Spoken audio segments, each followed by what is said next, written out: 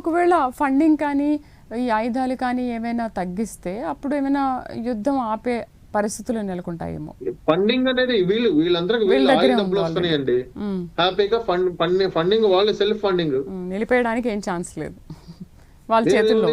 వాళ్ళకి డబ్బులు వస్తున్నాయి. ఇప్పుడు ట్రంప్ గారు గాని బెంజమిన్ నెతన్యాహు గారు గాని చేసేది ఏంటి అంటే వాళ్ళ యొక్క ఆర్థిక మూలాలు ఇవాళ చూడండి. ఇరాన్ ను ఇన్ఫ్లేషన్ తో చచ్చిపోతుంది.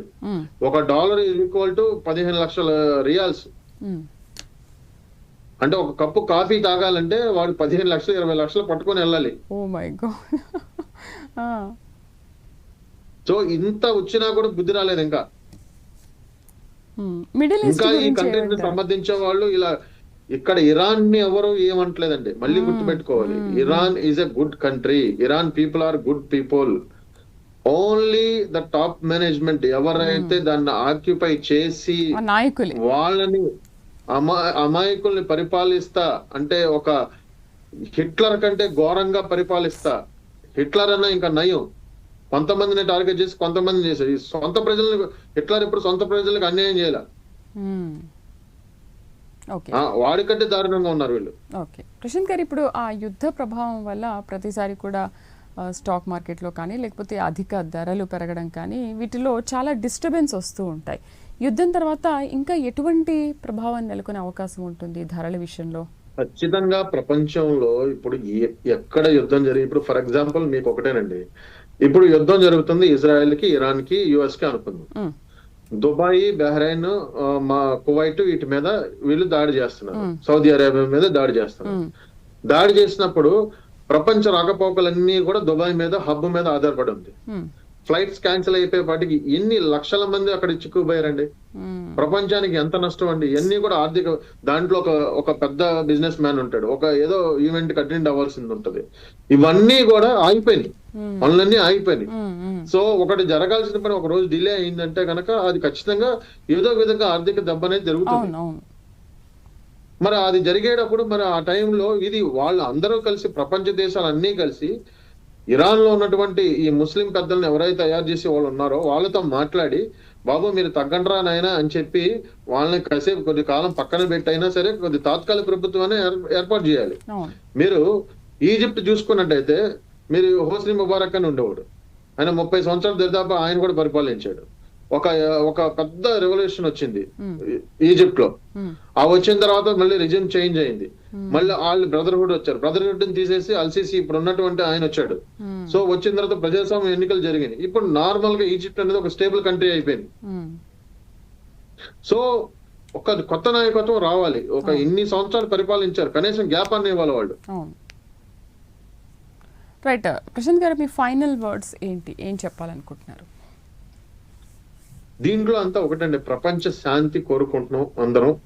ఈ యొక్క యుద్ధాలు ఈ అనేది ఎప్పుడైనా మనుషులకి నష్టమే గానీ టెక్నాలజీ పెరిగిన కొద్దికి ఒకప్పుడు మరి కత్తులు కర్రలతో తర్వాత గుర్రాల మీద యుద్ధాలు చేసుకునేవాళ్ళు, కాల్ బలం అనేది మరి ఇవన్నీ ఉండేది. ఇప్పుడేమో టెక్నాలజీ పెరిగిపోయి ఖండాంతర క్షిపణులు, తర్వాత ప్రతి ఒక్కళ్ళు కూడా ఇక్కడ కూర్చొని మన ఇంట్లో కూర్చొని కూడా బటన్ నొక్కితే వాడి దేశంలో వెళ్ళి కరెక్ట్ గా ఎక్కడైతే పిన్ పాయింట్ చేశాడో ఆ టార్గెట్ ని కొట్టేటువంటి మరి టెక్నాలజీ పెరిగిపోయింది.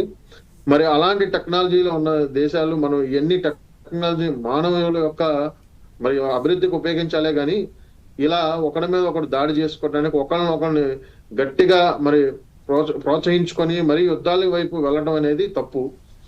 సో మేముగా ఇక్కడ ఉన్నట్టు నేనైనా ఇక్కడ నేను చూస్తున్నాను కాబట్టి ఇజ్రాయెల్ దేశంలో మీరు ప్రతి ఒక్కటి వాళ్ళు ఎంతవరకు ప్రియంటివ్గా, ఎందుకంటే వాళ్ళు ఉన్నదే కొద్దిగా చిన్న దేశం, ఈ దేశాన్ని కాపాడుకోవడానికి వాళ్ళు ఎప్పుడు నిరంతరం పోరాడాల్సిందే.